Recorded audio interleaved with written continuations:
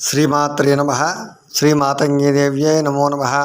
ఈరోజు కాలసర్పదోషం వల్ల వచ్చేటువంటి సమస్యలు ఏమిటో తెలుసుకుందాం.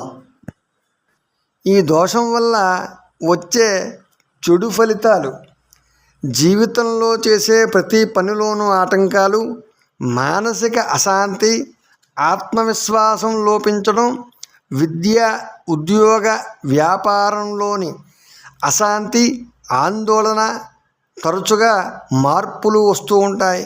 సంసారంలో నిరంతరము కూడా గొడవలు జరుగుతూ ఉంటాయి. అలాగే వివాహం ఆలస్యం అవుతుంది. వివాహం అయితే కనుక సంతానం ఆలస్యం అవుతుంది. అలాగే అనవసర తిరుగుళ్ళు, వృధా ఖర్చులు, ఇవన్నీ కాలసర్పదోషం ఉన్నవాళ్ళు ప్రధానంగా ఎదుర్కొనే సమస్యలు.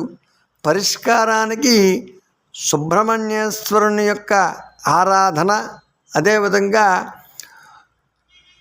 జంటనాగులు, వల్లీ దేవసేన సమేత సుబ్రహ్మణ్యేశ్వరుని యొక్క నాగప్రతిష్ఠ, అలాగే సుబ్రహ్మణ్యేశ్వరుని యొక్క మూలమంత్ర జప, తర్పణ, హోమాది కార్యక్రమాలన్నీ కూడా చేసుకుంటే ఈ కాలసర్పదోషం నుంచి ఉపశమనం పొందవచ్చు.